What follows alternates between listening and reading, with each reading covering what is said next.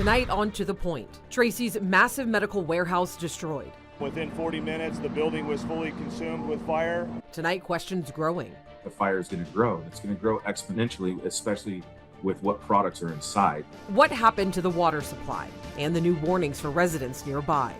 This is just devastating.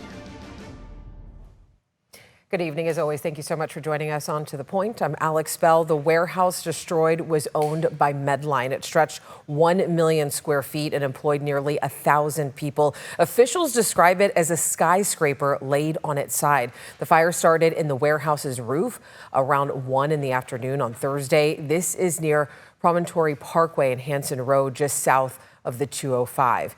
Now, more than 24 hours later, that fire continues to burn. This is a live look from that fire today. More than 100 firefighters are battling this fire. Crews say that they've used already over 1 million gallons of water to try to douse these flames.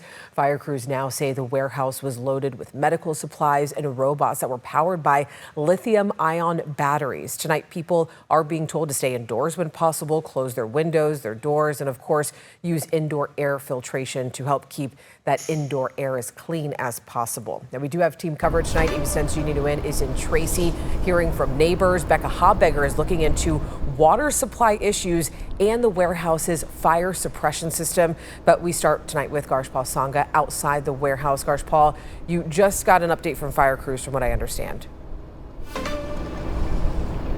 Yeah, Alex, fire crews are feeling pretty good about where things stand, but they know the work is not over, and the reason is for all that right there. You can just kind of take a look at some of the aftermath of what has already burned. You can see a portion of the building is laid down. The one way down there has already come down, and that smoke continues to burn on the east side. Now, the good news is that smoke is not as dark as what we saw yesterday, so that is what crews are dealing with here. Now, that they're making good progress. Officials say sustained winds of about 15 miles per hour and temperatures topping near triple digits have created challenging conditions. Crews are currently flowing nearly 4,000 gallons of water per minute onto the hotspots, while also working to contain runoff and prevent it from entering nearby storm drains. Now, environmental teams continue to monitor both air quality and water samples. And here's what the Tracy Fire Deputy Chief said about what is happening now and what is going to be happening going into tonight. So we're going to continue to work the hot spots. We want to make sure that the ember casting does not continue to get any worse than what it is. Like I said, we've had tremendous progress. So we're going to continue to apply water through the rest of the night.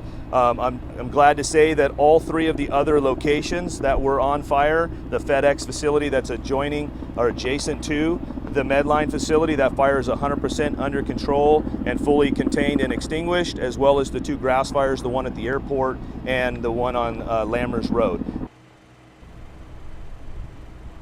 And so cleanup crews are sweeping debris from nearby streets and also keeping an eye on embers from this fire so it does not start any new fires. And back out here live again, there's still a lot of cleanup that is left, but they're really focused on making sure they put out the rest of that fire.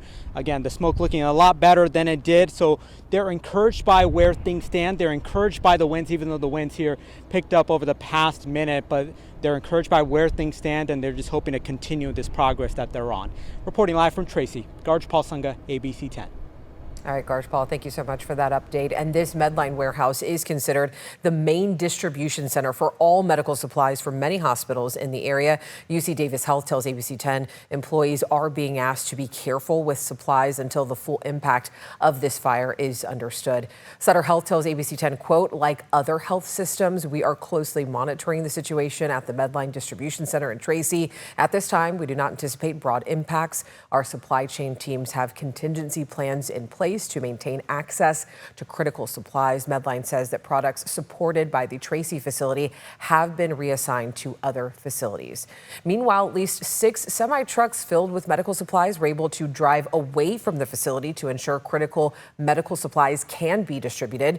You can see those trucks there. As for the 1,000 or so employees at Medline, one of them says that his supervisor told him to look for updates in the next few days. My supervisor brought up about something of the workers being distributed among nearby distributor centers. But other than that, we're all kind of just in the dark right now. While some may be reassigned, staffing and recruiting company EmployNet in nearby Manteca is trying to help others land on their feet. Take a look at this. This is where Medline is in comparison to other known warehouses in Tracy. You heard Garjpal mentioning those hot spots that were being put out around the FedEx warehouse. Today, Amazon also told us that their site was also closed due to poor air quality, and they are working to minimize disruptions for customers. Officials say that firefighters did not initially see any sprinklers activate within the Medline warehouse when this fire started. Fire hydrants within the facility's yard also lacked water pressure. Crews had to hook up to the city water to fight this fire. I do want to bring in ABC 10's Becca Habegger. She joins us with more on the questions that are now being asked. Becca. Alex, the South San Joaquin County Fire Authority chief says the fire system at this Medline warehouse was tested in January, including the fire pumps, hydrants, and alarm systems. We asked fire officials about the inspection process. It all depends on what is actually inside of that building. I asked fire officials, including Captain Justin Sylvia with the Sacramento Fire Department, what kind of inspections commercial warehouses are required to have in California. Rule of thumb, it's about 1 year per business, especially for these larger warehouses. He says state code requires most warehouses to have their fire suppression system tested once a year. That involves ensuring the sprinkler heads and valves are operational. That's typically done by a third-party private company. And every 5 years, a facility is required to have a deeper internal pipe inspection to ensure the water flow is not obstructed. Brian Bagley, South San Joaquin County Fire Authority Deputy Chief, says in this case, the sprinkler system was tested by a sprinkler company, an alarm company, in January of this year, and it was completely signed off. However, when our crews were engaging in the firefight, they did not recognize any fire sprinkler activations at all. He says the fire marshal on scene inspected the fire pump room and saw there was zero water pressure. So we knew that there was no water flowing, which all of that fire pump also supplies the yard hydrants directly adjacent within the facility itself. And so that we had limited to no water coming out of those hydrants. Crews had to hook up to the city water outside the facility, which took more time. Every piece of that delay is going to make that fire grow that much more. Sylvia and other experts say logistics facilities like this often have what's called high piled storage, meaning items in pallets stacked high on racks. Those items can often be highly combustible, like products made of paper or plastic. State fire code requires an extra plan for that kind of storage to help ensure a fire in one rack doesn't spread to another. But here, the fire spread laterally from all the high rack pile storage very, very quickly, which if there were sprinkler systems activated, that would not run that fast. He says investigators are still looking into why the fire suppression system failed after the fire pumps, hydrants, and alarm systems were tested just 6 months ago. He says the inspection and testing contractors are selected by the building owner, not the fire department, though the department does oversee and verify compliance through permit processes. Now, this was a big building. Fire officials say there was a lot of product there to burn. And the dark color of that smoke, especially yesterday, fire officials say, is due in part to the heavy use of plastics in these products. Alex. All right, Becca, thank you for that. Now, our coverage continues after the break. The concerns tonight from Tracy residents as they find debris miles away. Welcome back in. We continue to follow breaking news. A massive warehouse destroyed by fire in Tracy. More than 24 hours later, that fire continues to burn. This is a look from that fire above from today. More than 100 firefighters are battling this fire. Crews say that they've used already over 1 million gallons of water to try to douse those flames. Fire crews now say the warehouse was loaded with medical supplies and robots powered by lithium-ion batteries. Now, tonight, ABC 10's Jeannie Nguyen is hearing from Tracy residents and their concerns as debris is spotted miles away. The firefight is ongoing, and it's clearly been successful, as the plume behind me here is much smaller than we initially saw it. But at its height, it was enough for Tracy residents to stay indoors. And one Tracy resident I spoke with says she found some debris on her property from 4 miles away. I saw it right here. It was right here. And then one of them was right here. What Shada Ahmed is referring to are these clumps of debris. Shortly after the MedLife warehouse fire started, she found them in her backyard about 4 miles away from the fire. We immediately closed the windows and doors. I wasn't out here. I didn't want my kids to be out here.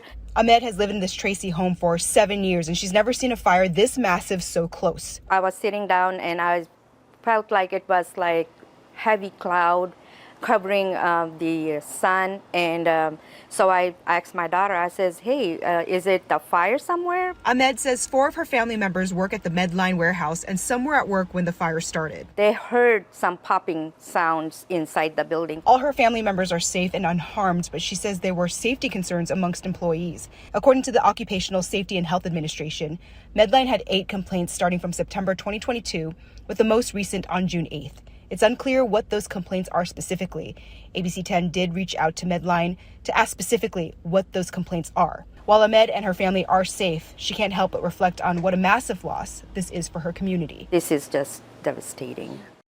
And it's clear after speaking with many residents here that Tracy is a very tight-knit community. Somebody knows somebody who has some sort of connection to this warehouse here. But the overall theme that I'm hearing is people are just grateful that nobody lost their life in this incident. In Tracy, Jeannie Nguyen, ABC 10. Tracy city officials say that if you do find debris from the Medline fire, do not touch it, do not move it or collect it. Fire debris may contain hazardous materials, sharp objects, unstable containers, or even residue from burned chemicals that could pose a risk to your health and safety. The city has set up a website for people to report debris so it can be properly disposed. And I do want to go ahead and bring in Peter now, because you are tracking the smoke from this fire, and we are still tracking also, on top of that, a weather impact alert. Yeah, we got a whole lot going on here, Alex. And first, I want to start with the winds. That's kind of going to be a big factor in determining where the smoke goes here through the rest of the night. A couple of things I want to note here with our kind of future wind gusts. This is pretty much as we get towards the 8 o'clock hour. Here near Fairfield towards Sacramento, notice the southwest wind. We're getting a Pacific Delta breeze in as we get through the rest of the night. We're not worried about the smoke here up in Sacramento, but further to the south near Modesto, notice the northwest wind. You could get some of that smoke from Tracy making its way towards you as we continue through the overnight hours. Then really as we get towards the start of the day tomorrow, it's going to be calm, but it's still a wind in the upper levels of the atmosphere that is going to continue to come from the north to west direction, which means any smoke will continue to move to the south to east direction here as we get towards your Saturday. That's why we kind of want to keep on emphasizing here smoke precautions. Stay indoors. Keep an eye on your pets as well. They can still feel the impacts. It's not just yourself. Avoid any strenuous activities outdoors. Really in the San Joaquin County tomorrow, the smoke is still going to be there. You just want to make sure you're being safe. So no runs, just kind of maybe stay inside or go to the gym and work out there instead. And monitor the air quality. We'll continue to do that here for you. And if you start to notice those impacts with the air quality, make sure you're heading towards to get medical attention here. Highs across the board today. We're right around what we're seeing right now, right around the 100-degree mark here throughout the area. And we still have more 100s ahead in the forecast as we get through the weekend. We have that heat advisory for Sutter, Colusa, Glenn County. But notice this pink. That's something new today that came out. That's an extreme heat warning for areas like Oroville, Chico, up towards Redding. That starts at 11 a.m. on Sunday and continues to 11 p.m. on Tuesday. As we get through the rest of the weekend, we're all still dealing with the heat, even if we aren't under the heat advisory, even if that weather impact alert has expired. So you're going to have to make sure you're not only practicing fire safety because of dry conditions, but heat safety here as well. Stay hydrated here as we get through the days ahead. But we're really just going to be talking about a mild start as we get towards your Saturday morning. As we get towards your Saturday afternoon, big switch up there. 40 degrees warmer for our highs right around the 100-degree mark. And we're going to be near that 100-degree mark here as we get towards Sunday, Monday, and into Tuesday as well. Finally, some relief starts to come near midweek next week, Alex. All right, Peter, thank you so much. And with the warm temperatures and increased fire danger, tonight CAL FIRE says that residential outdoor burning permits will be suspended starting on Monday. Take a look at this. This impacts Alpine, Amador, El Dorado, Sacramento, and San Joaquin counties. CAL FIRE is asking people to take that extra time to now create at least 100 feet of defensible space around their homes and buildings. Right after the break, expect downtown Sacramento to be very busy this weekend. The major events that are underway and World Cup fever. The men's team starting their campaign tonight as the Bay Area prepares for a game tomorrow.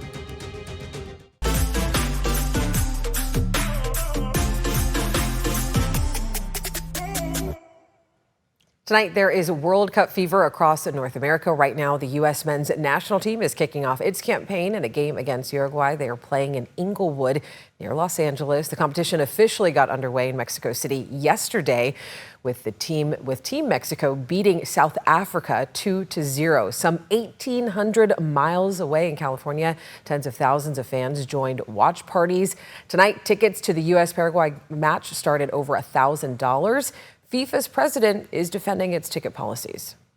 Every dollar that comes in goes back into the development of football. We have one competition every 4 years that generates revenues. Match is the first of 3 in group play. Their next opponent, Australia, in Seattle 1 week from today. And take a look. Security, of course, is on high alert during these games. The FBI says preventing terrorist attacks is the agency's top priority during the tournament. Similar to the Super Bowl, agencies from across Northern California are working together to keep Levi's Stadium safe this weekend when the game starts there tomorrow.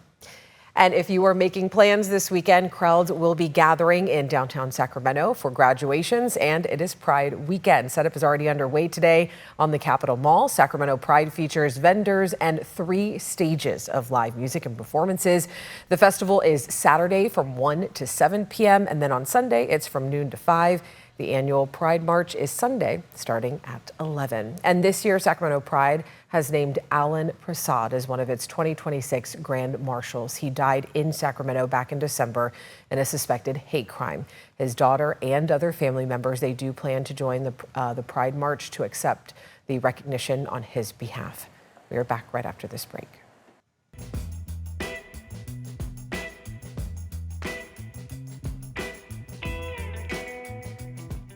You never know what you'll see on the back roads. Tonight, John Bartel takes us to Coalinga in the Central Valley to witness an 89-year-old tradition honoring horned toads.